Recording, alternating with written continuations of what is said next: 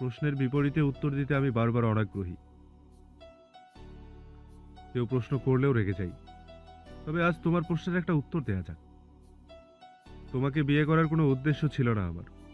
তুমি যখন আমার সাথে কথা বলছিলে তখন নিক আমার ফোনে কানেক্ট ছিল। তোমার কথাও সবই শুনেছে। তোমার কথা ঢুকছিল এক কান দিয়ে আর নিকের কথা ঢুকছিল অন্য কান দিয়ে। যখন তুমি বিয়ের অফার করো তখন আমি রেগে যাই। তোমার জায়গায় অন্য কেউ থাকলে হয়তো বাজে কিছু ঘটিয়ে ফেলতাম। তখন জানতাম তুমি অ্যানির বোন, তাই অনেক কিছু থেকেই বেঁচে গেলে। তোমার প্রস্তাব শেষ হতেই নিক জানালো আমি যাতে তোমার প্রস্তাবে রাজি হয়ে যাই। দেন, সহজে রাজি হয়ে গেলাম। নাহলে তোমার কি মনে হয় ক্রিমিনাল লিডার আরিশ ইলহাম কোনো কাঁচা খেলোয়াড়? কেউ একটা অফার দিয়েছে আর সেটা হুড়হুড় করে গ্রহণ করে ফেলেছে। আর সেটা যদি হয় মেলি কাজ, সেখানে আমি হাজারবার নাক ছিটকাই। নাজলির মাথা ভন ভন করছে, ঠোঁট ভিজিয়ে বলে। আমাকে শত্রুদের থেকে বাঁচানোর উদ্দেশ্যে? আরিশ ঠোঁট চেপে বলে। নিকের শত্রুদের হাতে তোমার কিছু হয়ে গেলে অ্যানি সারা জীবন নিককে ঘৃণা করত। মূলত অ্যানি যাতে কষ্ট না পায় সেজন্য তোমাকে বাঁচিয়েছে। না হলে কে মারলো আর কে বাঁচলো এতে কিছু যায় আসে না। এমনিতেই দিনে কতজন মানুষকে মারি। নাজলি আবারও সমুদ্রের দিকে তাকিয়ে বলে। সাহায্যের জন্য মিস্টার জেবরানকে ধন্যবাদ জানিয়ে দিবেন। জানি ধন্যবাদ দেওয়া উচিত নয় এমন মানুষকে, তবুও মানবতার জোরে দিয়ে দিলাম। এখন আপনি কি জানে মারার জন্য এসেছেন? আরিশ কপাল কুঁচকে বলে। সব আমি করেছি আর তুমি নিককে ধন্যবাদ জানাচ্ছ? মারার জন্য নয়, নিয়ে যেতে এসেছি। নাজলি চট করে তাকায়। আপনি যা বলেছেন সেটার ভিত্তিতেই ধন্যবাদ জানিয়েছি। আপাতত আপনি এখান থেকে যেতে পারেন। আরিশ দাঁত শক্ত করে বলে। গাড়িতে ওঠো নাজলি। নাজলি জেদ দেখিয়ে বলে। আশ্চর্য, আমি কোথায় যাব? আমার বাড়িতে। আপনার বাড়িতে কেন যাব আমি? তোমার ওপর থেকে এখনো বিপদ কাটেনি। নাজলি মেকি হেসে বলে। সেটা নিজেই লড়াই করতে পারবো। হায়াত থাকলে দুনিয়ার এমন কারোর শক্তি নেই আমাকে প্রাণে মেরে ফেলার। উপরওয়ালা যেদিন ডাক দিবে সেদিন সব থেকে নিরাপদ জায়গায় দাঁড়িয়েও সাড়া দিতে হবে। আর আপনার থেকে এমন সাহায্য নেওয়ার তো প্রশ্নই আসে না।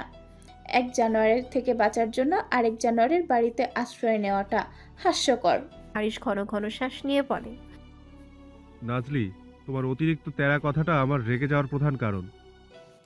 আপনাকে রাগানোর জন্যই তো বলি এইসব। নাজলি কথাটা বলে আর দাঁড়ালো না। আরিশ রক্তচক্ষু নিয়ে তাকায় নাজলির দিকে। বড় বড় পা ফেলে এগিয়ে যায় নাজলির দিকে। পেছন থেকে নাজলির হাতটা মুচড়ে ধরে এক ঝটকায় গাড়ির কাছে নিয়ে আসে। গাড়ির সাথে চেপে ধরে, রাগে চিবুক চেপে ধরে বলে। শুনতে পাচ্ছ না আমার কথা, নাকি বুঝতে পারছো না? বলেছি আমার সাথে যেতে। হাতের ব্যথায় চোখ দিয়ে পানি চলে এসেছে।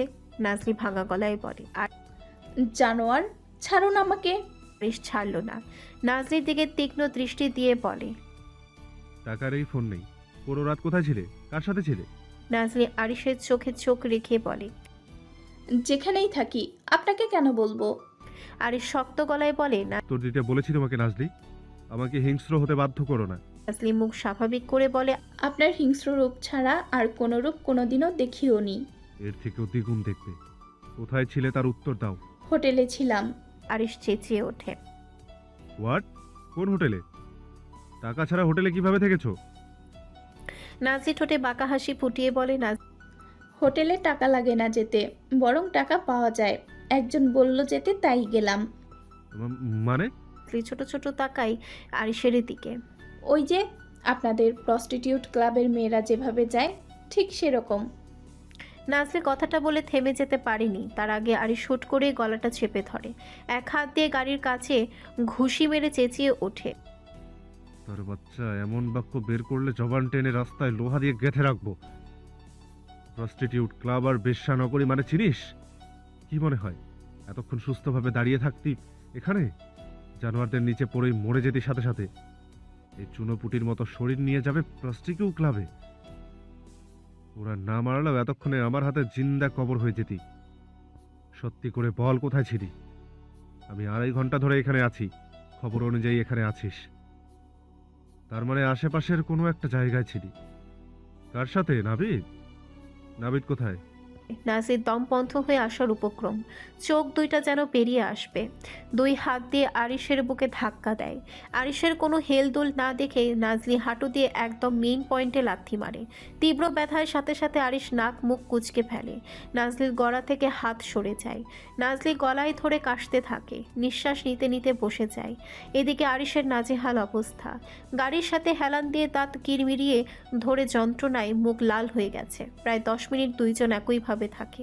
আরিশ কিছুটা আরাম পেলে নাজলির কবজি ধরে হ্যাঁচকা টেনেন। নিজের ভবিষ্যতের কিসের শত্রুতা তোমার? বারবার এখানে অ্যাটাক করো কেন? নাজলি এখনো শ্বাস নিচ্ছে, ওর গলা ব্যথা হয়ে গিয়েছে, গলায় আঙ্গুলের ছাপ স্পষ্ট। সামান্য কেশে বলে, আর আমার নয়, আপনার ভবিষ্যৎ। এটাই তো আপনাদের মেন দুর্বলতা। আপনাদেরকে হুঁশে ফেরানো উচিত। এতে দু একটা ভবিষ্যৎ নষ্ট হলে কিছু হবে না। আরিশ তেড়ে যায় নাজলির দিকে। নাজলি ভৌ দৌড়, আর শতবম্ব হয়ে যায়। সে নিজেও দৌড় দেয় নাজলির পেছন পেছন। নাজলি আরিশের থেকে বাঁচতে ঋদ্ধিমাদের বাড়ির রাস্তা দিয়ে না গিয়ে অচেনা এক পথে যেতে থাকে। নাজলি এমনভাবে লাথি দিয়েছে যে এখন দৌড়াতেও সমস্যা হচ্ছে তার, কিন্তু এরপরও নাজলির পিছু নিতে থাকে। পেছন থেকে চোয়াল শক্ত করে বলে, ধরতে পারলে বাথরুমে চুবিয়ে মারবো। বালছাল কি হচ্ছে সব? আমি কেন দৌড়াচ্ছি? জাহান্নামে যাকাইবে। অ্যানিকে বিছানায় হেলান দিয়ে এমনভাবে বসিয়ে দেয় যাতে সেলাইয়ে ব্যথা অনুভব না হয়। ফ্লোরে এখনও লোকটার মাথা কাটা লাশ, রক্তে ভাসছে মার্বেল টাইলস। অ্যানির মাথা ঘুরে আসে এত রক্ত দেখে। মাথা ছাড়া লোকটাকে দেখে বমি আসার উপক্রম। অ্যানি নিঃশ্বাস নিয়ে বলে, লাশটাকে সরাননি কেন এখনো? অ্যানি নিক রহস্যময় হেসে বলে, মাই ফাকিং ওয়াইফি। লাশটাকে এখন খণ্ড বিখণ্ড করে আমার সহকারী হান্টার আর শ্যারুকে খাওয়ানো হবে। অ্যানি ঠোঁট ভিজিয়ে বলে, রাগের মাথায় ছুরি দিয়ে ঢুকিয়ে ফেলার সাহস থাকলেও এমন দৃশ্য দেখার সাহস আমার নেই। প্লিজ দূরে নিয়ে যান এই লাশ। বমি চলে আসবে যে কোনো সময়। নিক নিচের ঠোঁট কামড়ে ধরে বলে, অ্যানি যে রুমে এসে এই সাহস দেখিয়েছে সেই রুমে ওর তাণ্ডব লীলা চলবে। চোখ বন্ধ করে বলে, নিক মিনারের সামনে বোম রাখা ছিল, আপনি প্রবেশ করেছেন কিভাবে? গম্ভীর গলায় বলে, নিক নষ্ট করে এসেছি। মানে এত দ্রুত নষ্ট করে ফেলেছেন? চাপাতি হাতে নিয়ে বলে, নো বেবি গার্ল, এই কুত্তার বাচ্চা যখন মিনারে প্রবেশ করেছে তখনই জেনেছি।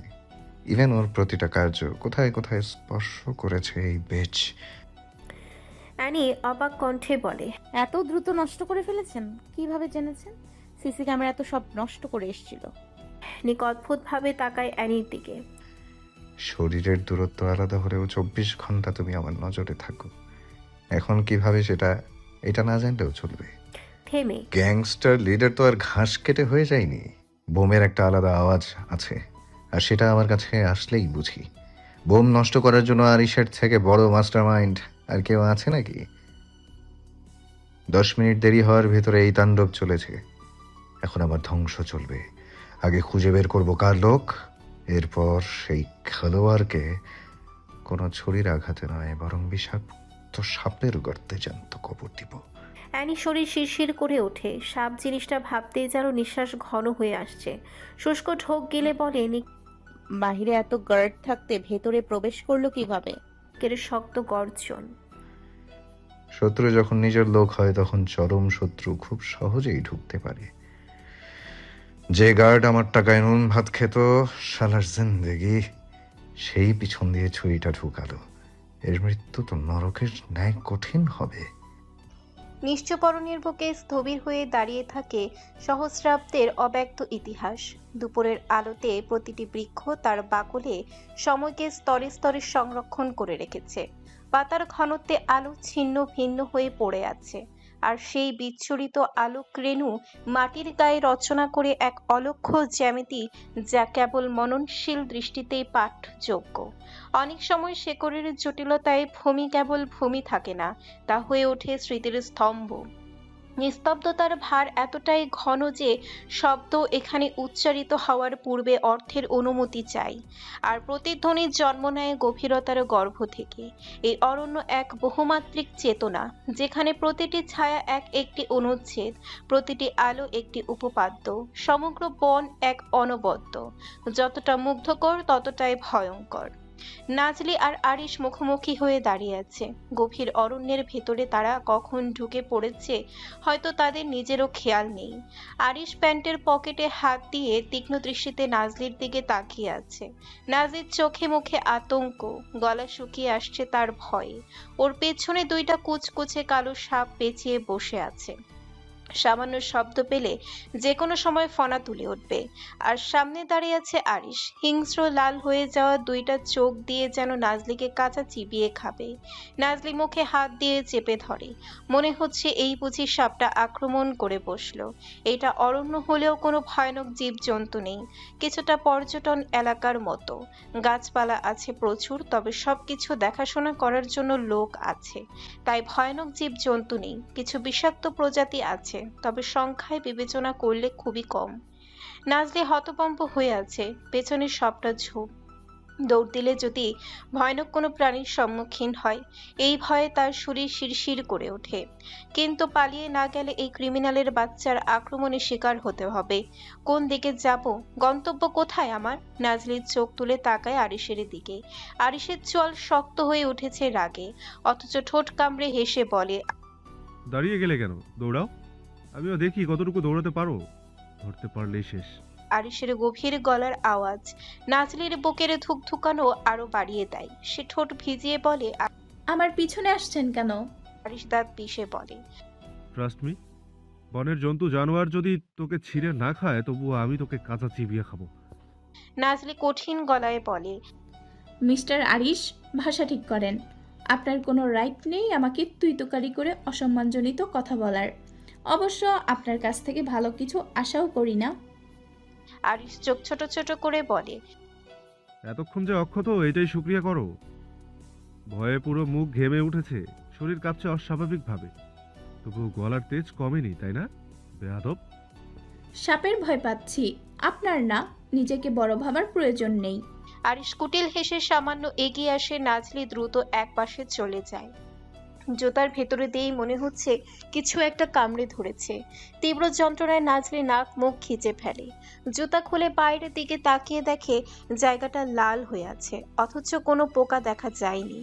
যন্ত্রণায় চোখ দিয়ে পানি চলে এসেছে। পাশেই দেখে একটা কালো মাঝারি সাইজের পোকা মরে পড়ে আছে। তার মানে এইটার উপরে সে পা রেখেছিল, তাই কামড় দিয়েছে। নাজলি রেগে কিরমির করে বলে, বাল বিছিয়ে চ্যাপটা হয়ে শুয়ে থাকলে পাতক দিবই, তাই বলে শোরের বাচ্চা আমাকে এইভাবে কামড় দিবি? স্ত্রীর মুখের ভাষা শুনে আরিশ ভ্রু ভাঁজ করে ফেলে।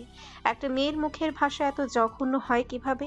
চল শক্ত করে বলে, কামড় নয়, চুমু দিয়ে টেস্ট করছিল তোমার রক্ত কেমন। নাজলি বিরক্তি নিয়ে বলে, আর ঠিক আপনার মতো রক্তচোষা পিশাচ। চুমু দিতে গিয়েও রক্তাক্ত করে ফেলে। গলাগলি করে বন্ধুত্ব করেন দুজন। আরিশ বাঁকা হেসে বলে, Since morning you have been behaving disrespectfully. I will settle accounts for every bit of it. Not just kisses. I will do many other things as well, my fucking lady. Narzary হতভম্ব হয়ে তাকায় আরিশের দিকে। সাপ পোকামাকড় দিয়ে পুরো জঙ্গল যেন সাজিয়ে রেখেছে। ইচ্ছে করছিল কান্না করতে। সে দুইটা মানুষকে খুন করে চলে আসতে পারবে, কিন্তু পোকামাকড়ে ওর অতিরিক্ত ফোবিয়া। হোক সেটা বড় বা ছোট, নিজের উপরে রাগ হচ্ছে এখন। কেন এত সকালে হাঁটার জন্য বেরিয়েছিলাম? বের হওয়াটাই ছিল আমার সব থেকে বড় ভুল। যদি বের না হতাম তবে এই সাইকোটার নজরে পড়তে হতো না। আর কিরকম দিশেহারা হলে পালাতে গিয়ে বনে ঢুকে পড়লাম। এখন কোন দিকে যাব? লোকটা যদি সাথে নিয়ে যায়। আগের বার তো মারিনি, এইবার জানে মারবে নিশ্চিত। নাজলি বুকে সাহস নিয়ে আরিশের বুক দিকে তাকায়। ভয়টাকে দূরে ঠেলে দিয়ে শান্ত গলায় বলে, কি চাই আপনার? আমার থেকে কি চান? আপাতত তোমার গলাটা সেলাই করতে চাই, যাতে পরের বার আমার সামনে উচ্চ বাক্যে কথা বলতে না পারো। নাজলি চোখ বন্ধ করে নিঃশ্বাস টানে। অযথা লাইন খরচ করবেন না। কি করতে চান? জানে মারতে চান? এটা বাকি ছিল। ইচ্ছে করলে তো মারতেই পারেন। এত সময় নষ্ট কেন করছেন? পুলিশ আইন তো টাকা দিয়ে কিনে নিয়েছেন। আমার মতো একটা মেয়েকে মেরে ফেললে কিছু বলবে না। যদি এইটা হয় তাহলে মেরে ফেলুন, সত্যি আটকাবো না। তবুও রেহাই দিন আমাকে। মৃত্যু অথবা জীবিত কোনো এক মাধ্যমে বাঁচতে হলে সহজভাবে বাঁচব, কোনো ক্রিমিনালের ত্রিসীমানায় আতঙ্ক নিয়ে নয়। আরিশ নিজের ঘাড়ের রক চেপে ধরে আঙ্গুলের সাহায্যে নাজলির চোখে চোখ রেখে 2 পা এগিয়ে আসে। আরিশকে এগিয়ে আসতে দেখে চোখের পাতা ঝাপটাচ্ছে।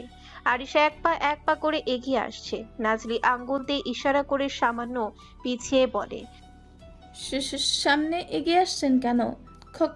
খবরদার কাছে আসবেন না। দেখতে পাচ্ছেন না পিছনে সাপ পেঁচিয়ে বসে আছে? আরিশ নিশ্চুপ, ঠোঁট কামড়ে ধরে আছে। দেখে বোঝা যাচ্ছে রাগটাকে কন্ট্রোলে রাখার চেষ্টা চালাচ্ছে। নাজরি দিশেহারা হয়ে এদিক সেদিক তাকায়। কোথায় যাবে সে? যেদিকে তাকাচ্ছে সেদিকে ঘন জঙ্গল মনে হচ্ছে। তার ধারণাও নেই এই জঙ্গল সম্পর্কে। আরিশ প্রায় নাজলির কাছাকাছি। নাজলি প্রায় কেঁদে দিবে ভাব। প্লিজ আসবেন না, ওরা বিষাক্ত সাপ, আক্রমণ করলে বাঁচা অসম্ভব। আরিশ, না প্লিজ দূরে থাকুন। আরিশ একদম নাজরির কাছাকাছি এসে দাঁড়ায়। সামান্য দূরত্ব তাদের মধ্যে। আরিশ সেই দূরত্বটাকেই মুছে ফেলে। নিঃশ্বাসের শব্দ শুনতে পাচ্ছে একে অপরের। নাজলির শরীরে কাঁটা দিয়ে উঠে আরিশের উপস্থিতিতে। ঘৃণায় গা গুলিয়ে আসছে তার। ভুলবে না সেদিন রাতের ঘটনাটা, কখনো ভুলতে পারবে না দৃশ্যগুলো। একটা মেয়েকে কি নির্মমভাবে হত্যা করেছে। নাজলির চোখে পানি টিপ টিপ করে উঠে। বাস্তবতা হলো অজান্তে সে আরিশের প্রেমে পড়ে গিয়েছিল। স্বামী স্ত্রীর খেলা খেলতে গিয়ে ভালোবেসে ফেলেছে এই ক্রিমিনালের পুরুষটাকে। জানে পুরুষটা খারাপ, অত্যন্ত জঘন্য। তারা প্রস্টিটিউট ক্লাবে মেয়ে নিয়ে বাজার বসায়। ছোট ছোট নিষ্পাপ বাচ্চাগুলোকে মায়ের বুক থেকে ছিনিয়ে এনে পণ্য হিসেবে বিক্রি করে দেয়। ফুলের মতো মেয়েগুলোকে পাচার নিবাস নামক অন্ধ কুঠুরিতে মাসের পর মাস ফেলে রেখে একসময় পণ্য হিসেবে বিক্রি করে। এরা ঘৃণিত, এরা সব থেকে বিকৃত মস্তিষ্কের মানুষ। সব জানার পরও সেদিনের রাতের ঘটনা কেন এত পোড়াচ্ছে নাজলিকে? তাদের জন্য তো এইগুলো নিত্য দিনের কাজ। নাজলি কেন আগুনে পুড়ছে এইসব ভেবে? নাজলি নিতে পারছে না আরিশের স্পর্শ। এই অস্তিত্ব তার শরীরে ঘৃণার কাঁটা ফোটাচ্ছে। সাপের আঘাতে ধ্বংস হোক, জীব জন্তু ছিঁড়ে খাক শরীর, তবু এই লোকের সান্নিধ্যে নাজলি কখনোই যাবে না। আরিশ নাজলির বাহুতে চেপে ধরতে যাবে, তার আগে নাজলি বসে যায়। আরিশ চোখ ছোট ছোট করে ফেলে। নাজলি বসা থেকে পালাতে চাচ্ছিল। আরিশ হাত দিয়ে শক্তভাবে পেট আঁকড়ে ধরে, এমন ভাবে খামচে দিয়ে ধরে আছে যেন মাংসের ভেতরে আঙ্গুল গেঁথে যাবে। নাজলি ছটফট শুরু করে দেয়। আরিশ এক ঝটকায় গাছের সাথে চেপে ধরে। এক হাতে পেট, অন্য হাত দিয়ে গলায় চেপে ধরে। গাছের সাথে ধাক্কা খেয়ে নাজলির মাথা ঘুরে আসার উপক্রম। সে অনুভব করতে পারছে পেটের ব্যথা, গলায় চেপে ধরে রাখার ব্যথায়। হুট করে আবারও ছটফটিয়ে উঠল। ঠোঁট দুইটা কেউ শক্তভাবে চেপে ধরেছে। এতটা হিংস্রতা নিয়ে চেপে ধরেছে যে ব্যথায় মনে হচ্ছিল কলিজা ছিঁড়ে যাবে। রীতিমতো কামড়াচ্ছে নরম দুটো ঠোঁট। আরিশের হাত চলে যায় জামার ভেতরে দিয়ে। অবাধ্য হাতের বিচরণ গভীর হতে তুলতে থাকে। নাজলি এক হাত দিয়ে আরিশের হাত চেপে ধরে, শক্তি নেই তার, তবু শক্তপোক্ত দেহের ব্যক্তির সাথে লড়াই করে যাচ্ছে। নাজলির শ্বাস প্রায় বন্ধ হয়ে আসছে। এমন সময় আরিশ ছেড়ে দেয়। 5 সেকেন্ড নাজলির মুখের দিকে তাকায়। রক্তাক্ত জখম হয়ে যাওয়া ঠোঁটের দিকে এক পলক তাকিয়ে আবারও ঠোঁট দিয়ে চেপে ধরে। নাজলি অস্ফুট স্বরে বলে, রেহাই দিন প্লিজ, সহ্য করতে পারছি না। আরিশ শান্ত হয় না। ঠোঁট ছেড়ে গলায় নেমে আসে। এক হাত দিয়ে নাজলির দুইটা হাত চেপে ধরে আছে, আর 2 পা দিয়ে নাজলির পা দুইটাকে আটকে রেখেছে, আর ঠোঁট দিয়ে রাজত্ব চালাচ্ছে গলায় আর ঠোঁটে। আরিশের এত হিংস্র রূপ নাজলি আগে কখনো দেখেনি। আরিশ অনেকবার রাগে তার ঠোঁটে চুমু খেয়েছে, কিন্তু এতটা ধ্বংসলীলা চালায়নি। মনে হচ্ছে দাঁত দিয়ে ছিঁড়ে খাচ্ছে। ধীরে ধীরে কামড়ের গতি কমে আসে। রক্তাক্ত জায়গাগুলোতে ছোট ছোট চুম্বন দিতে থাকে। অবাধ্য হাত পেছনে জামার চেইনে চলে যায়।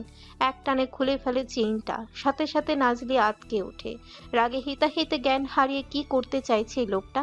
জামাতে কেন হাত দিচ্ছে? নাজলির শরীর শিরশির করে ওঠে। আরিশ শক্তভাবে নাজলির উন্মুক্ত পেট ছুঁয়ে দেয়। নখের আঁচড়ে দাগ কেটে যাচ্ছে ফর্সা ঝলঝলে ত্বক। আরিশ এক টানে জামাটা খুলে মাটিতে ছুঁড়ে ফেলে দেয়। নাজলি এই প্রথম নিজেকে এতটা অসহায় মনে করছে। শরীরে শক্তি নেই যে পালাবে, অনুরোধ করবে। মাথা ঘোরাচ্ছে, পানি পিপাসা পাচ্ছে অনেক, অথচ পানি নেই কোথাও। আরিশ হাত দিতে যাবে, তার আগেই নাজলি ঢলে পড়ে, শরীরে ছেড়ে দেয় নিচের। আরিশের উগ্রতা কমে আসে, গলা থেকে মুখ তুলে মুখের দিকে তাকায়, দুই হাত দিয়ে আগলে নেয় আলতোভাবে নরম দেহটাকে, দুই হাত দিয়ে পাচা কোলে করে তুলে নেয়, শরীরে কোট খুলে অর্ধ উন্মুক্ত শরীরটা ঢেকে ফেলে। উল্টো ঘুরে বেরিয়ে আসে জঙ্গল থেকে। আগেই ফোন করে জানিয়ে রেখেছিল রাস্তায় যাতে গাড়ি রেডি থাকে। আরিশকে দেখতে পেয়ে দুইজন গার্ড গাড়ি থেকে নেমে যায়। আরিশ চোখ দিয়ে ইশারা করে চলে যেতে, গার্ড চলে যেতে গাড়ির গ্লাস তুলে দেয়। নাজলির মুখে পড়ে থাকা চুলগুলো সরিয়ে ঠোঁটের দিকে তাকায়, চিকন ঠোঁট দুইটা ফুলে মোটা হয়ে গেছে, রক্তাক্ত হয়ে যখন হয়ে আছে প্রতিটা দন্তের সংঘর্ষে। দেখেই বোঝা যাচ্ছে কতটা হিংস্রভাবে স্পর্শ করে গেছে। আরিশ রক্তাক্ত ঠোঁটে বৃদ্ধা আঙ্গুল দিয়ে একটু চেপে ধরে। অজ্ঞান অবস্থায় যেন নাজলি ব্যথায় শিউরে ওঠে। আরিশ গলার ক্ষতগুলোতে আলতো স্পর্শ করে বাঁকা হাসে, মুখের দিকে তাকিয়ে বলে, দেখি কতটুকু সহ্য করতে পারো। নিজ থেকে আত্মসমর্পণ করবে আমার কাছে। আপাতত তোমাকে তোমার স্থানে রেখে যাচ্ছি, সময় হলে নিজেই আসবো। আরিশ ইলহাম না কোনোদিন নারী সান্নিধ্যে গিয়েছে, আর না কোনোদিন কোনো মেয়ের দিকে তাকিয়ে দেখেছে। তুমি হয়তো ফার্স্ট রমণী যার প্রতিটা রক্তকণা পর্যন্ত আমার হিসেব রাখা। তাকিয়েছি, দেখেছি, স্পর্শ করেছি, তীব্র বাসনা কামনা জেগেছে, কন্ট্রোল করেছি। আফসোস রমণী, তুমি জানতেই পারলে না। তবে ভালোবাসি ভেবে থাকলে ভুল। নিজের মা ছাড়া কোনো নারীকে ভালোবাসি না আমি, আর না কোনোদিন বাসবো। টর্চার সেলের এক কোণে যন্ত্রণায় কাতরাচ্ছে মাফিয়া দলের এক সদস্য ম্যাসিমো। সামনে বড় কড়াই রাখা, কড়াইয়ের মধ্যে ফুটন্ত তেল টকবক করছে, যার শব্দ নিস্তব্ধ টর্চার সেলের দেয়ালে বারবার ধাক্কা খাচ্ছে। যে লোকটা অ্যানির উপরে আক্রমণ করেছে তাকে বেঁধে রাখা হয়েছে চেয়ারে, আর দুই পাশ দিয়ে নিকের বিশ্বস্ত সহকারী হান্টার আর শ্যাডো ঘিরে ধরেছে। ছিঁড়ে খাচ্ছে শরীরের কাঁচা মাংস, রক্তে ভাসছে ভেজা মেঝে। কুকুর আর বাঘের চিবানোর শব্দ যেন নিকের কলিজা ঠান্ডা করছে। লোকটার শরীর থেকে মাংস খসে খসে পড়ছে, চামড়া মাংস আলাদা হয়ে হাড্ডি পর্যন্ত দৃশ্যমান হয়ে উঠেছে। নিক সেদিকে এগিয়ে যায়, হান্টারের মাথায় হাত বুলিয়ে বলে। হান্টার যেন মালিকের কথা শুনল। শ্যাডো নিকের হাতে মুখ ঘেঁষে, নিক অদ্ভুতভাবে হাসে। এই নিককে দেখলে হয়তো অ্যানি জ্ঞান হারাতো। এই যে অর্ধেক ছিন্ন বিচ্ছিন্ন হয়ে থাকা মানুষটা কি বিকৃত হয়ে আছে। শরীর থেকে কাঁচা মাংস ছিঁড়ে খাচ্ছে দুইটা জন্তু। নিক দুই সহকারীর মাথায় হাত বুলিয়ে দিয়ে ম্যাসিমোর দিকে তাকায়। ছুরি দিয়ে এগিয়ে যায় সে। চেয়ারে বসে ছুরি দিয়ে ম্যাসিমোর হাতে স্লাইড করতে করতে শান্ত গলায় বলে, জানিস তুই ম্যাসিমো, যাকে শেষ করার জন্য তোর সহকারীকে পাঠিয়েছিলি সে আমার প্রাণ ভোমরা। আচ্ছা, তোর মনে হয়নি এই প্রাণ ভোমরাতে আঘাত করলে গ্যাংস্টার বস ঠিক কতটা বিকৃত হতে পারে? ম্যাসিমো চাপা ক্রোধে বলে, তোর এই জঙ্গলি নরঘাতক আমার গার্লফ্রেন্ডকে রেপ করেছে, একদম জানিমুড়ি হয়েছে, অথচ তোরে বলার পরেও হেরিয়ে গেলি। নিক শব্দ করে হেসে বলে, তোর অপবিত্র আবর্জনা মরেছে বলে তুই আমার নিষ্পাপ ফুলের দিকে হাত বাড়িয়েছিলি। তোর একটা গেলে 10টা আসবে। এমনিতেও দৈনিক তোর জন্য 10 জন যায়। গার্লফ্রেন্ড তো show off. Show off, show off মানে শো অফ নাকি? গার্লফ্রেন্ড তো শো অফ, কিন্তু আমার জীবনে একজন নারী যার শেষটাও আমি হব, আর শুরুটাও আমি হয়েছি। এক প্রস্টিটিউট ক্লাবের নর্তকী মরেছে বলে তুই আমার ফুলের দিকে হাত বাড়ালি কোন সাহসে? কলিজাটা মাপতে না পারলে ঘুম হবে না। নিকের শান্ত হুমকিতে মেসিমোর কলিজা শুকিয়ে আসে।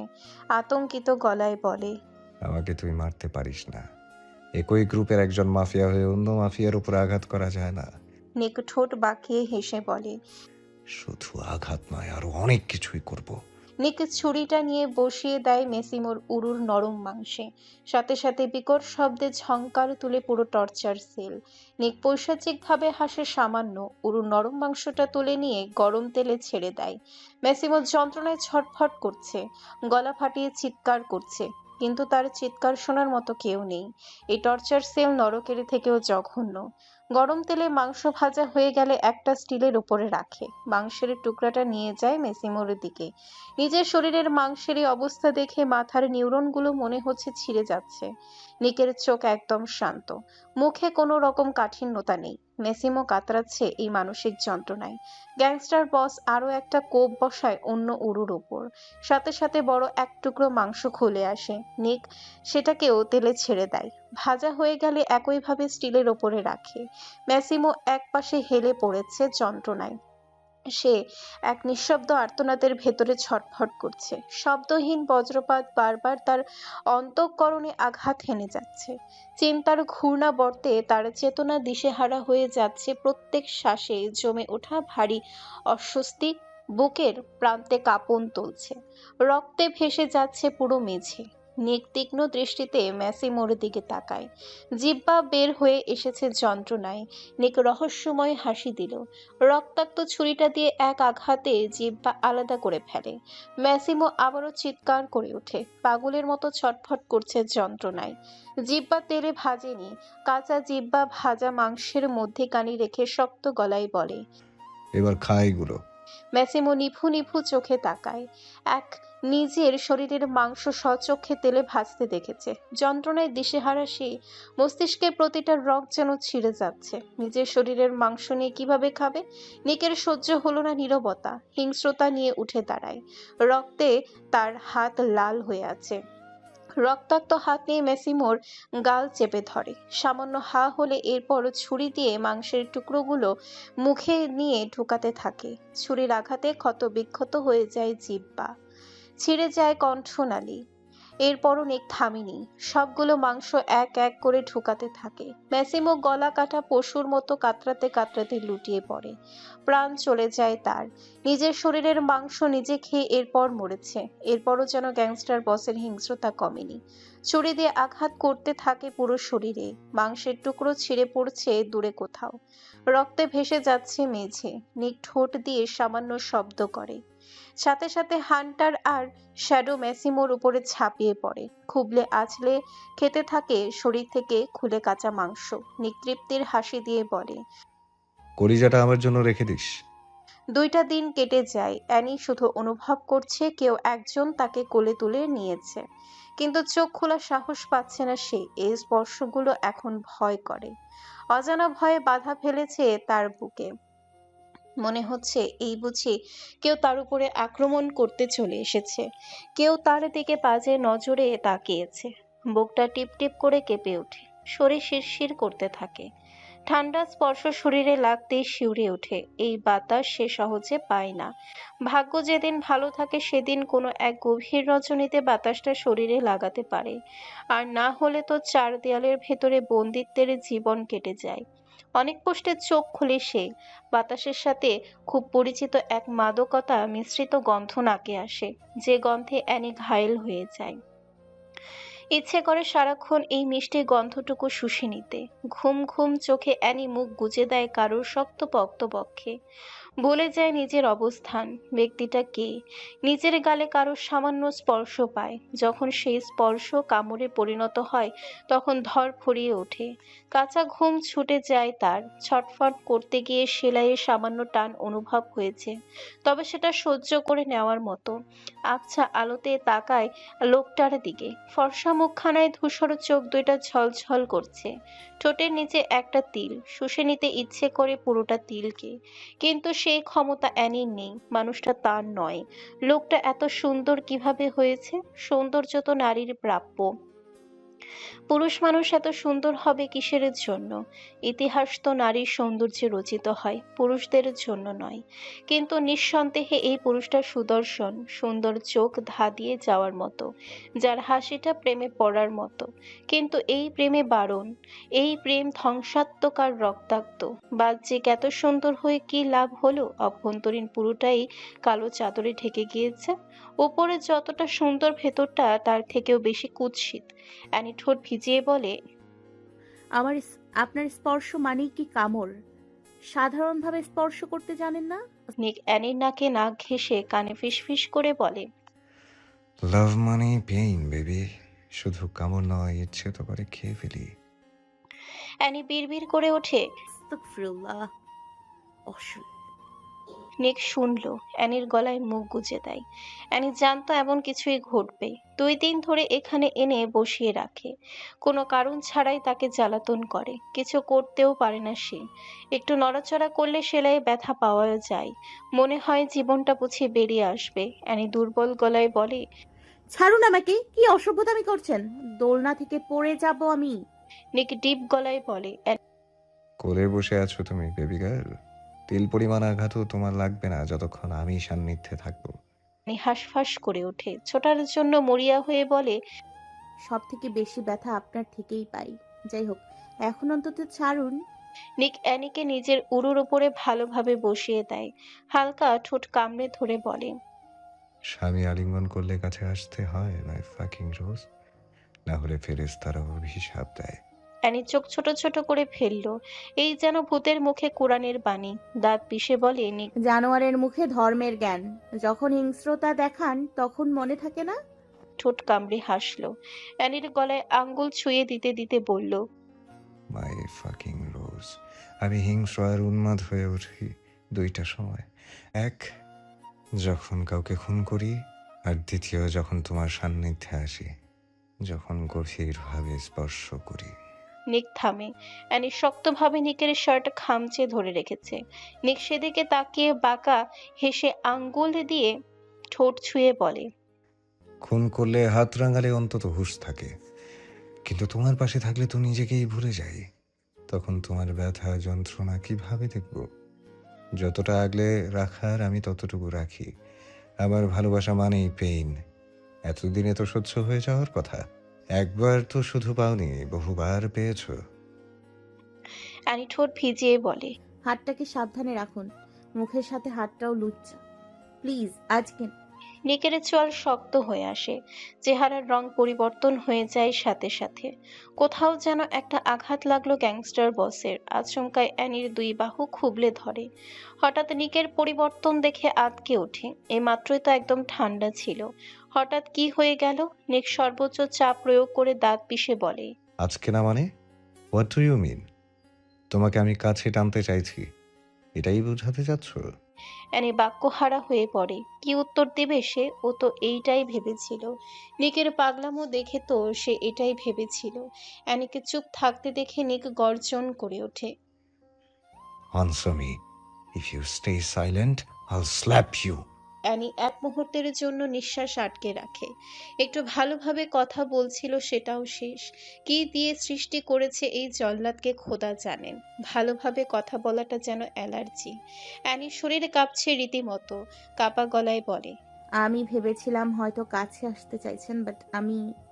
নিক শান্ত চোখে তাকায় অ্যানির দিকে। অ্যানির কথা থেমে যায়। নিক ঠোঁট কামড়ে ধরে কিছুক্ষণ নিজের মাথা ঘেঁষে আঙ্গুল দিয়ে ঘন নিঃশ্বাস ফেলে বলে, আমাকে তোমার কি মনে হয় জোর করেছি? I admit that, because that's why you didn't want to come closer. But তোমাকে didn't give me time. What? নিকের ধমকে অ্যানির চোখ বন্ধ করে ফেলে। ছোট করে উত্তর দিয়ে বলে, নিক না, তাহলে কেন ভয় পাচ্ছিলে আমি কাছে আসবো? আজ তো আমার মান্থলি প্রবলেম নেই। আসতেও পারেন। আপনাকে বোঝাবো কিভাবে? কখনো বুঝতে চেয়েছো? আপনাকে বোঝার মতো ক্ষমতা আমার আছে।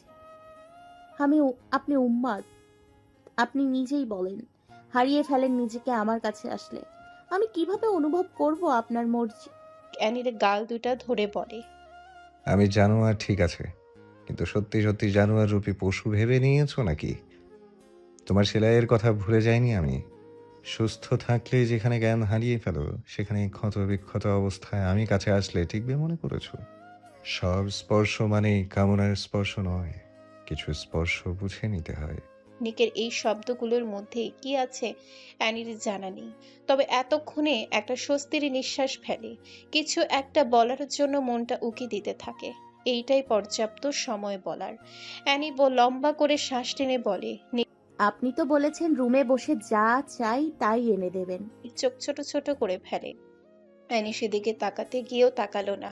কিছুটা মন খারাপ করে বলে, পুরো রুমে একা এক পুরো রুমে একা একা থাকতে অসহ্য লাগছে এখন। দম বন্ধ হয়ে আসছে। আমাকে এমন স্মার্টফোন দিলে কি ক্ষতি হয়? কথাটা বলে অ্যানির সাথে সাথে নিকের দিকে তাকায়। নিকের শক্ত মুখ দেখে ঠোঁট উল্টে বলে, বর্তমানে কঠিন কথা সহ্য করতে পারবো না। বন্ধিত জীবন নরকবাস মনে হচ্ছে। একটা ফোন দিলে তো সম্পদ কমে যাবে না? অ্যানির ঠোঁট উল্টানো দেখে নিক চোখ বন্ধ করে ফেলে। এমন ভাবে রিয়াকশন করলে কিভাবে কন্ট্রোলে থাকবে সে? সারা জীবন বসে খেলেও আমার সম্পদের তিল পরিমাণ কমানোর সামর্থ্য নেই তোমার, বেবি গার্ল। ফোন চাওয়ারে একটু বেশি সাহস দেখিয়ে ফেলেছ না? অ্যানি হালকা হেসে বলে, সাহস তো আমি প্রথম থেকেই দেখাচ্ছি। আজ একটু বেশি অতিক্রম করলাম। জীবনের প্রথম কিছু একটা চেয়েছি, আশা করি দেবেন। নিক ঠোঁট কামড়ে ধরে, প্যান্টের পকেট থেকে ফোন বের করে অ্যানির হাতে দেয়। অ্যানি অবাক হয়ে বলে, নিক এইটা তো আপনার ফোন। আজ থেকে তোমার। আমি আপনার ফোন নিব না। ফোন নিলে তোমাকে এটাই নিতে হবে। এই ফোনের সাথে আমার সব কিছু কানেক্ট করা। তোমার কি মনে হয় নতুন মোবাইল দিব যাতে পালিয়ে যাওয়ার নকশা তৈরি করতে পারো? ভয় পাচ্ছেন? কিঞ্চিত হেসে বলে, গ্যাংস্টার বস কিছুতে ভয় পায় না। অথচ আমাকে ভয় পান। আমি পালিয়ে যাব সেই ভয়। নিকের হাত চলে আসে অ্যানির পেটে, উন্মুক্ত পেটে আঙ্গুল ছুঁয়ে বলে, তোমাকে নিস্তেজ করে ফেলা আমার 2 সেকেন্ডের কাজ। ভয় পাবো ভাবলে কোন যুক্তিতে? অ্যানির নিকের হাতটাকে শক্ত করে ধরে। নিক তাকায় অ্যানির দিকে। অ্যানি চোখে চোখ রেখে বলে, নিক আর আপনাকে ঘায়েল করা আমার ন্যানো সেকেন্ডের কাজ। ভ্রু কুচকালো। অ্যানি ঠোঁট কামড়ে ধরে হেসে ইশারা করে। নিক গ্রীবাদেশ নাড়িয়ে বলে। আচমকা অ্যানি নিকের মুখ চেপে ধরে, চোখ বন্ধ করে বলে, চুপ থাকুন নির্লজ্জ। আমাকে রুমে নিয়ে চলুন। পেট ব্যথা করছে। অ্যানি বলার সাথে সাথে নিক একই ভঙ্গিতে উঠে দাঁড়ায়, বড় বড় পা ফেলে বারান্দা থেকে রুমে চলে যায়। অ্যানিকে বিছানায় বসিয়ে দিয়ে কাবার্ডের কাছে যায়। অ্যানি মোবাইল হাতে নিয়ে নিকের উদ্দেশ্যে বলে। দুইটা ছবি তুলে দিন সুন্দরভাবে। নিক ঘাড় ঘুরিয়ে তাকায়, কপাল কুঁচকে বলে। অ্যানি হেসে বলে, ফেসবুক খুলবো, প্রোফাইল পিকচার প্রয়োজন। তো খুশিতে আত্মহারা অ্যানি ভুলে যায় কার সামনে কথা বলছে। সে ফোন স্ক্রোল করতে করতে বলে, তো মানে প্রোফাইলে ছবি দিব, তাই ছবি তুলতে হবে। আমার তো ছবি নেই। অ্যানি কথাটা বলে সামনে তাকায়, দেখে নিকের হাতে চাবুক। নিক চাবুকটা হাতে পেঁচাতে পেঁচাতে অ্যানির দিকে এগিয়ে আসে আর বলে, কি করতে হবে আবার উচ্চারণ কর। কোথায় ছবি দিবি সেটাও বল। নিকের মুখ দেখে অ্যানি শুকনো ঠোক গিলে ভয়ে ভয়ে বলে, ফেসবুকের প্রোফাইলে তো নিজের ছবি দেয়, সেজন্য বলেছি আমি। নিকের গভীর আওয়াজ। প্রোফাইলের ছবি দিবি কাকে দেখাবি? আমার জিনিস কাকে দেখানোর ধান্দা করছিস? আর সাহস কিভাবে করলি ফেসবুকে ছবি দেয়ার? পুরুষ মানুষ নজর দিবে বলে রুম থেকে কোনোদিনও বের হতে দেই না।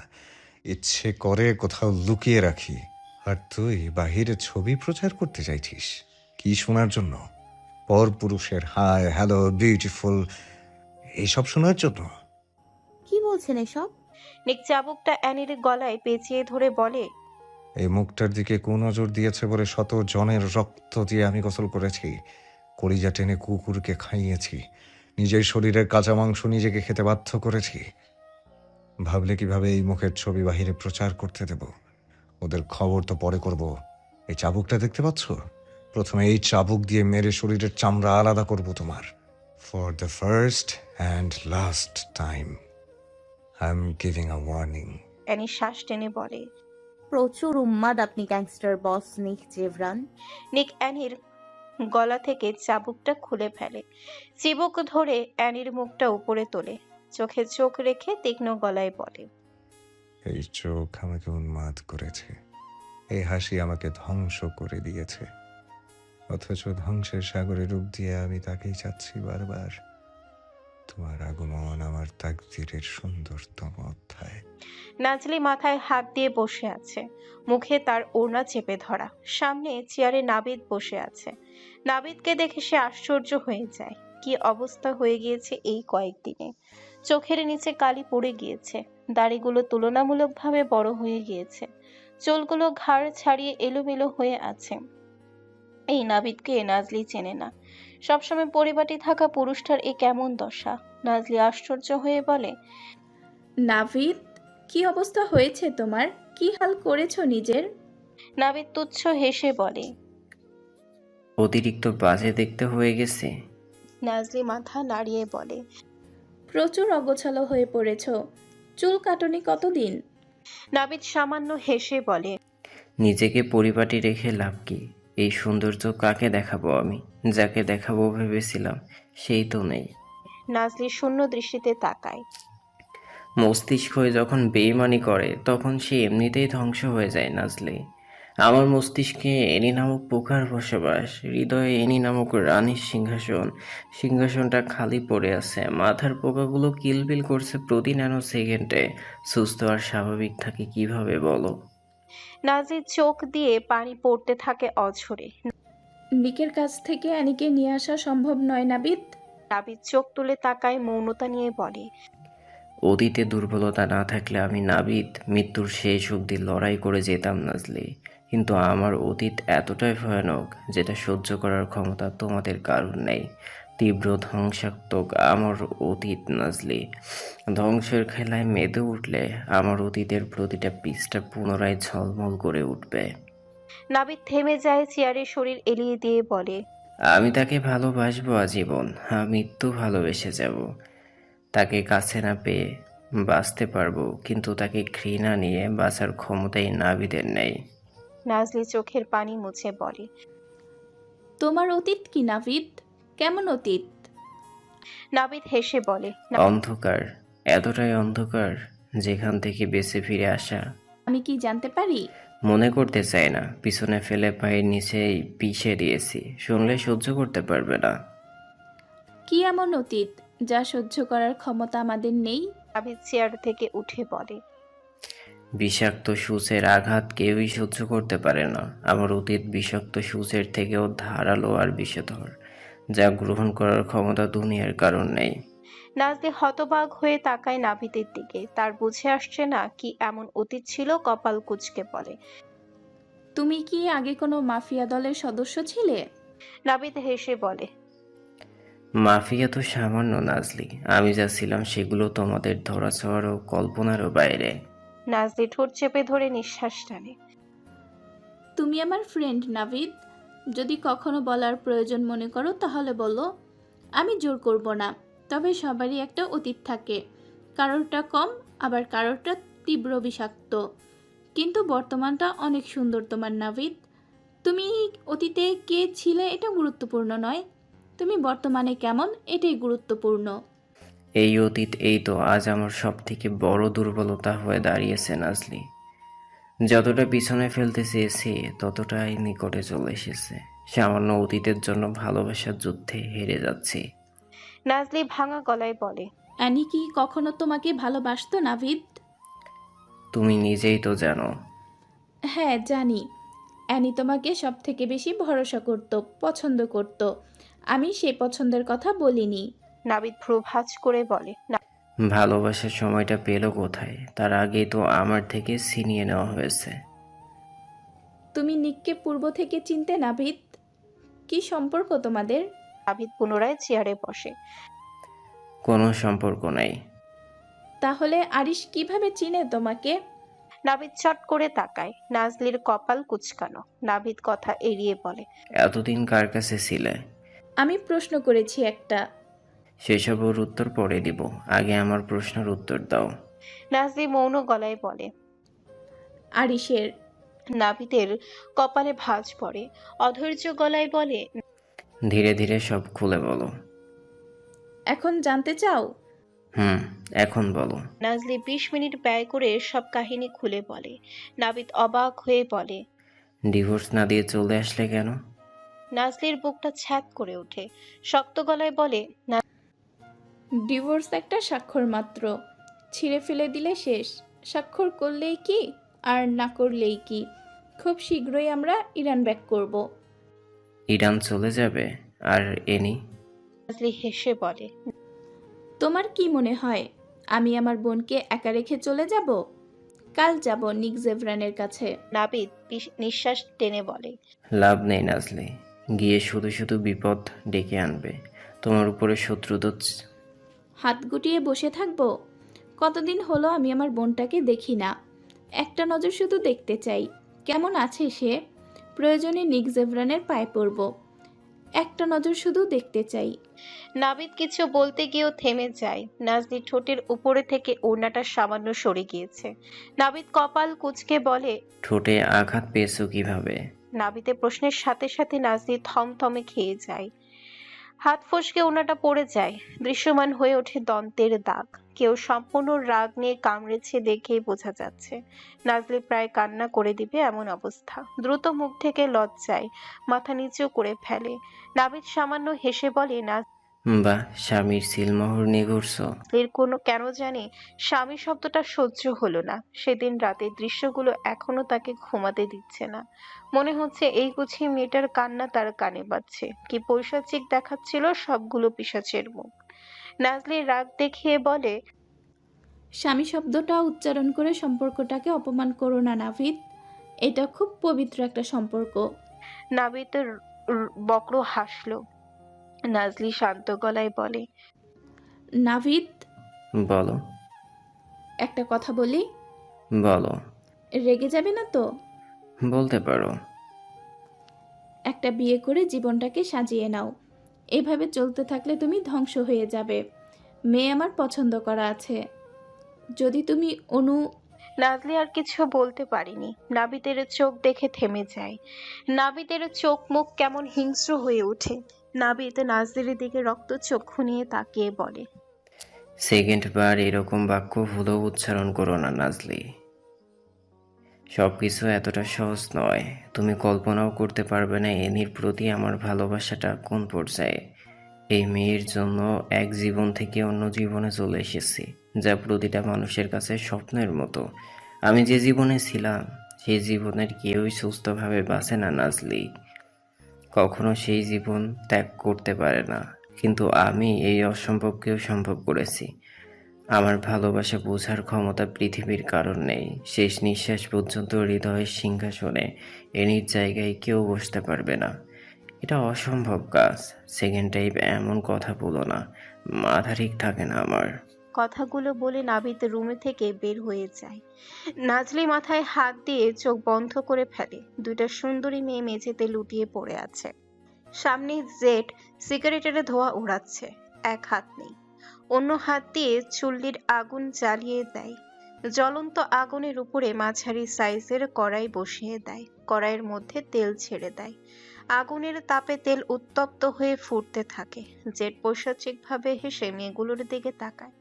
মেয়েগুলো আধমোড়া হয়ে পড়ে আছে। তাদের চোখে আতঙ্ক, পালিয়ে যাওয়ার তীব্র বাসনা। গলাকাটা মুরগির মতো ছটফট করতে থাকে তারা। জেডের কণ্ঠ ও মুখ একদম শান্ত। একজন সাইলেন্ট সাইকোপ্যাথের মতো নীরবে নিজের কাজ করে যাচ্ছে।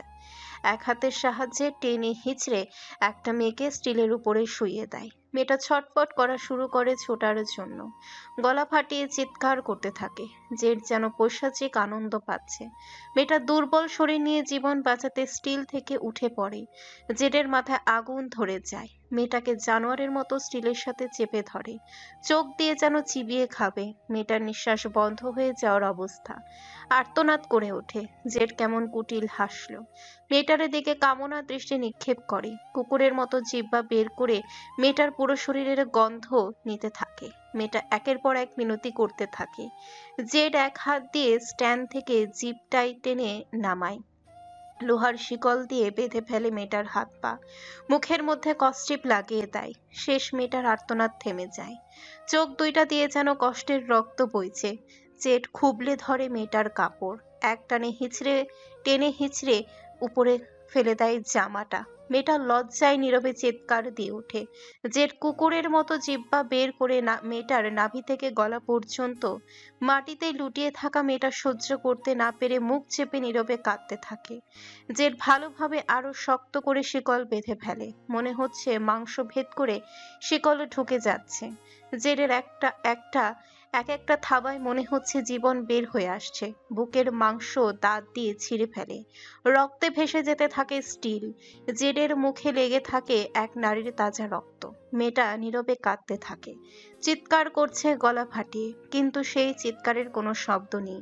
এক নরখাদক তার শরীরের কাঁচা মাংস চিবিয়ে খাচ্ছে, তার সম্মান ছিনিয়ে নিচ্ছে, অথচ সে নিরুপায়। কিছু করার নেই, চোখ থেকে যেন পানি নয় রক্ত বের হচ্ছে। জেড মেয়েটার গলা থেকে নেমে প্যান্টের জিপে হাত রাখে, এক মুহূর্তের জন্য মেয়েটার শেষ বস্ত্রটুকু কেড়ে নেয়। নরপিশাচটার ঠোঁটে লেগে আছে পৈশাচিক হাসি, এক দৃষ্টিতে লালসা দৃষ্টি রাখে, সেকেন্ডের ব্যবধানে ঝাঁপিয়ে পড়ে অমানুষের মতো।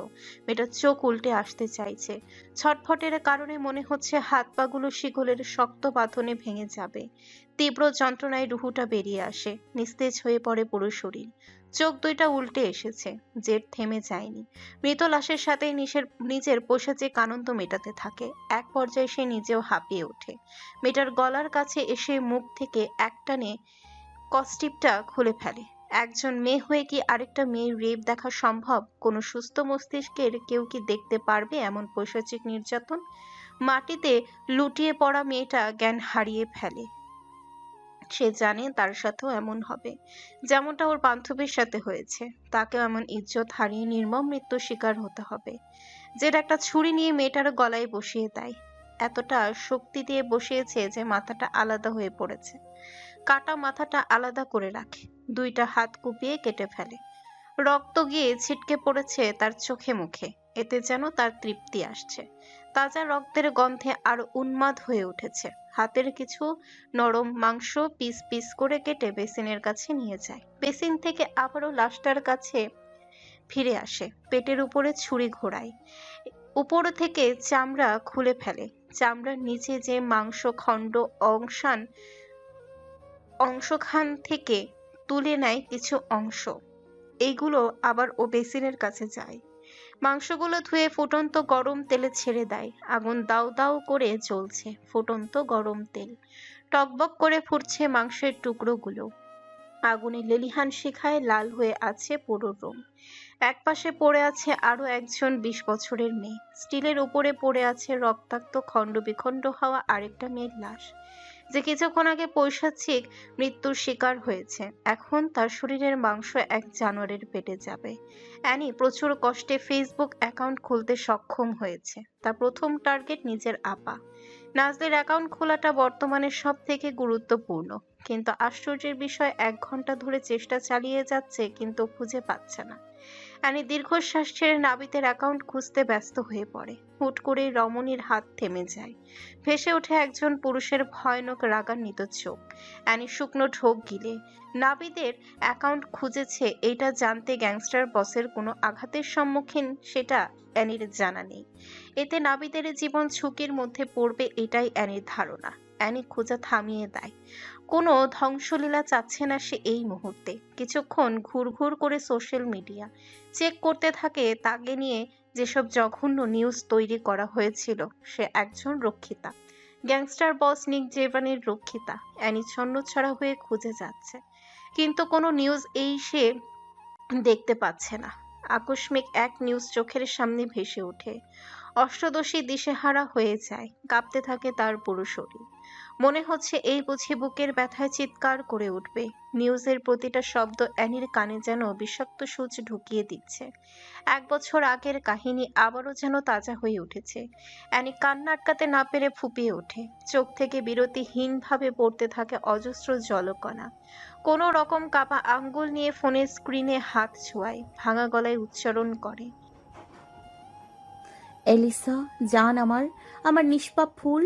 নিজের কষ্ট নিয়ে এতটাই ব্যথিত ছিলাম যে এক মুহূর্তে ভুলতে বসছিলাম জঘন্য অতীত। তুই ক্ষমা করে দে বোন আমার।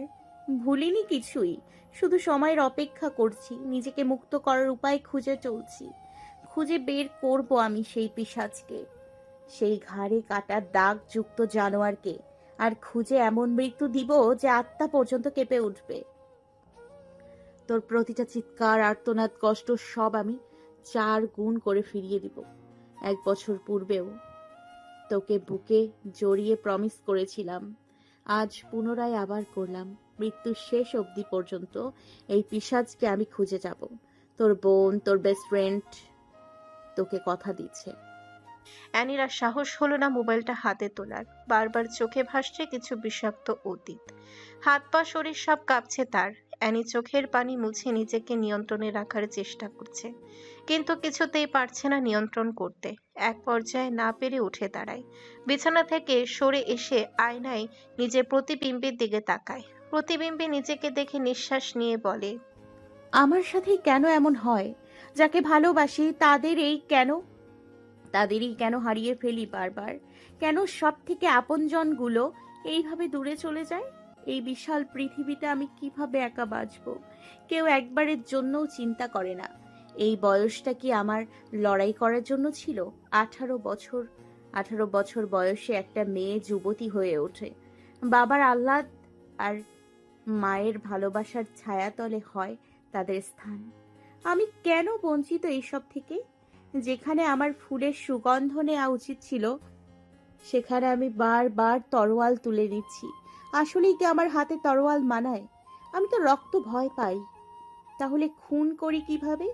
কি হয় আমার তখন? তখন কেন রক্ত দেখলে জ্ঞান হারিয়ে ফেলি না? থেমে যায় অ্যানি।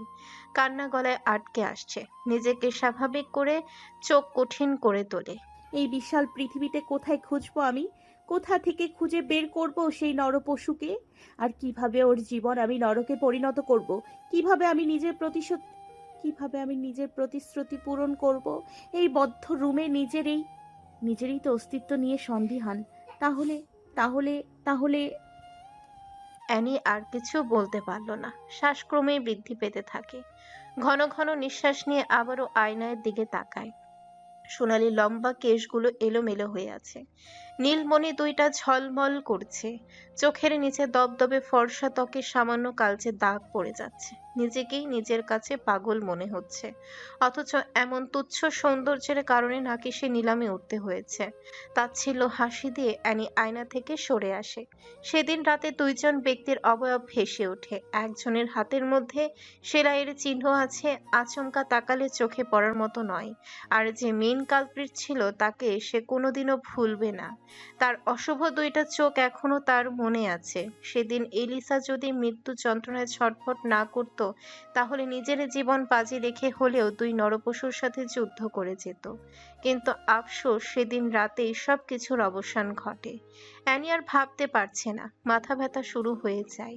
তীব্র যন্ত্রণায় মনে হচ্ছে রগগুলো ছিঁড়ে যাবে। সেলাইয়ের জায়গাটা শুকিয়ে আসছে ধীরে ধীরে। লাশটার সাথে পরবর্তীতে কি করেছে অ্যানির জানা নেই। জিজ্ঞাসা করার প্রয়োজন বোধ করেনি। যেখানে সে নিজেই হত্যা করেছে সেখানে নতুন করে আর কি জিজ্ঞাসা করবে। তবুও মনটা খচখচ করছে। কি করা হয়েছে মৃত লাশটার সাথে? অ্যানি পেটে ধরে পায়চারি করছে এদিক সেদিক। হুট করেই কেন জানি অস্থির লাগছে খুব। সামান্য হাঁটার কারণে ক্ষত জায়গাটা চিনচিন ব্যথা করছে। এখন মনে হচ্ছে হাঁটা চলা করাটাই ভুল হয়েছে। দরজা খোলার শব্দে চোখ বন্ধ করে ফেলে। গ্যাংস্টার বসের আগমনে চোখ খুলে তাকায়। নিক এসে ঠাস করে দরজাটা লাগিয়ে দেয়। দরজা লাগানোর শব্দে কেঁপে ওঠে অ্যানি। অ্যানি কোনো শব্দ করল না, চুপ করে এক পাশে বসে যায়। নিক কাবার্ডের কাছে এগিয়ে যায়। গোপন ড্রয়ার খুলে নিজের ঠোঁট কামড়ে ধরে পকেট থেকে রিভলভার বের করে ড্রয়ারে রেখে দেয়। কাবার্ড লাগাতে যাবে এমন সময় বিরক্তিতে শব্দ করে ওঠে। অ্যানি সাথে সাথে চোখ তুলে তাকায়। মেঝের দিকে নজর যেতে আটকে ওঠে। তাজা রক্তের ফোঁটা মার্বেল মেঝটায় চিকচিক করছে। অ্যানি শুকনো ঢোক গেলে নিকের ডান হাতের দিকে তাকায়। সাদা কাপড় দিয়ে হাতটা বাঁধা। কাপড়ের উপর দিয়ে রক্ত ভেসে উঠছে। সম্পূর্ণ সাদা কাপড়টা লাল হয়ে কেমন বিকৃত বোঝা যাচ্ছে। অ্যানি আতঙ্কিত হয়ে নিকের দিকে তাকায়। লোকটার চোখে মুখে বিরক্তি। এমন তাজা ক্ষত নিয়ে কিভাবে ঘুরঘুর করছে। আচ্ছা, লোকটার কি একটু অনুভব হয় না? এতটা হৃদয়হীন পাথর কিভাবে হয়? অ্যানি তাকাচ্ছে বারবার ক্ষত চিহ্নটার দিকে। কেমন পেট গুলিয়ে আসছে তার। দৃষ্টি সরিয়ে অন্য দিকে তাকায়। নিক কিছু একটা খুঁজতে ব্যস্ত। কাবার থেকে বিছানার বেডসাইড টেবিলের কাছে আসে। ড্রয়ার খুলে একটা কাগজ হাতে তুলে নিয়ে সামনে এগিয়ে যাবে, তার আগেই এক কোমল হাত তার শক্ত হাতটাকে আটকে দেয়। সামান্য স্পর্শে মনে হলো বিদ্যুতের ঝলকানি হয়েছে শরীর। স্পর্শ এতটা কোমল আর নেশালো কিভাবে হয়? নিক পেছনে ঘুরে হাতটার দিকে এক পলক তাকিয়ে রমণীর দিকে তাকায়। নিকের তীক্ষ্ণ আর অবাক দৃষ্টি দেখে রমণী অপ্রস্তুত হয়ে যায়। তবুও সাহস সঞ্চয় করে আমতা আমতা করে বলে। আপনার হাত থেকে ব্লিডিং হচ্ছে, ড্রেসিং করে নিন। অ্যানি কথাটা বলে নিকের দিকে তাকায়। নিকের কণ্ঠ থেকে কোনো আওয়াজ বের হয় না, কেমন অদ্ভুত নজরে তার দিকে তাকিয়ে আছে।